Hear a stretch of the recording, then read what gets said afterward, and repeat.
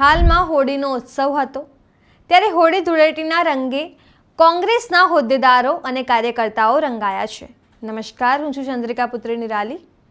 આવો જોઈએ તેમણે કેવી રીતે હોળી મનાવી।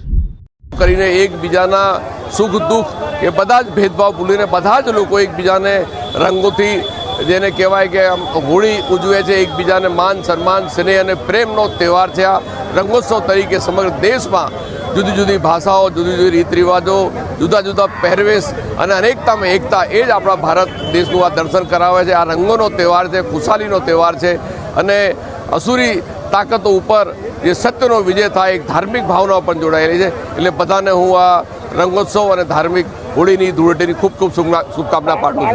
પ્રેમ બહુ છે એટલે પછી કોઈ બધા સાથી મળી જોડીને બધા કરતા હોય છે। અમારા લોકમાં કોઈ બેન નથી। આજે અમારા ચાલીમાં હું 50 વર્ષથી રહું છું તો બી 2-3 ઘર મોમેડિયન નથી। અમે અત્યારે સવારે એમની જોડે મળીને આવ્યા, એક દૂસરેની બધાની એ ઉજવણી કરીને આવ્યા। આ એક હિન્દુ ધર્મનો પવિત્ર એવો તહેવાર છે જેમાં નાના બાળકોથી ભૂલકાથી માંડીને સર્વ ઉંમરના લોકોને, સર્વ ધર્મના લોકો આ તહેવારને ખૂબ આનંદથી મનાવે છે। એકબીજાને જેવી રીતે માણસોના જીવનમાં કલરફુલ જે છે, કલર લગાવીને માણસ પોતાના જીવનને આનંદથી રંગબેરંગી કરી નાખે છે। અને આજના શુભ દિવસે અમે પ્રાર્થના કરીએ છીએ કે ભગવાન સૌના જીવનમાં જેવી રીતે કલર છે એમ સૌના જીવન કલર રંગબેરંગી રહે અને સૌના જીવનમાં સુખ શાંતિ અને સમૃદ્ધિ રહે। ખાસ કરીને આ એક જ તહેવાર એવો છે કે જ્યાં તમામ ભેદભાવો ભૂલી અને તમામ દુઃખો ભૂલી અને રંગે રંગાઈ જતા હોય છે। જેમ કલરના રંગો અલગ હોય છે તેમ માણસના રંગો પણ એક થઈ જાય છે। બિલકુલ સાચી વાત છે। કલરના જેમ રંગે માણસ રંગાઈ જાય છે ને પોતાના જીવનના બધા દુઃખ ભૂલીને આજના પવિત્ર દિવસને ફાગણ સુદ પૂનમના દિવસે જે છે અને જે અસુરી શક્તિ ઉપર જે વિજય મેળવવામાં આવ્યો હિન્દુ ધર્મ અને સનાતન ધર્મને, એમ સૌના જીવનમાં સુખ શાંતિ માટેનો આ એક પવિત્ર તહેવાર છે।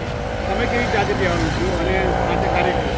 આજે અમે અમારા વોર્ડ પ્રમુખ રાજુભાઈ દેસાઈ સાથે રહીને તેમજ અમે અમારી આખી ટીમ સાથે રહીને આ તહેવારને મનાવી રહ્યા છીએ અમારા વર્કરો અને કાર્યકરો સાથે।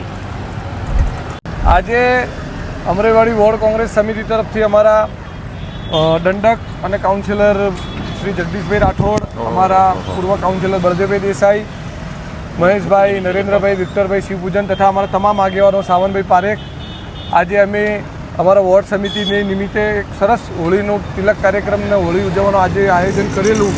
અને આજે હિન્દુ ધર્મ અને સનાતનમાં હોલિકા દહનનું આપણું જે કાર્યક્રમ છે કે ખોટા વિચારો, ખોટા બદીઓ ઉપર સારા વિચારો અને સુસંસ્કૃતિનો વિજય એ આપણો હોળીનો મુખ્ય ઉદ્દેશ્ય છે। અને તમામ કોઈ નાની મોટી એકબીજા પ્રત્યે કોઈ વેરઝેર હોય અથવા કોઈ મન દુઃખ હોય તો ભૂલી અને બધા રંગો જે રીતે આપણા શરીર ઉપર લાગીને એક થઈ જાય છે એમ દરેક વ્યક્તિ પોતપોતાના વિચારોને એક કરી અને પોતાની સાથે મળી અને આવનારા સમયમાં બધા સાથે મળીને રહીએ એ પ્રમાણે આજે હોળીની તમામને ખૂબ ખૂબ શુભેચ્છા।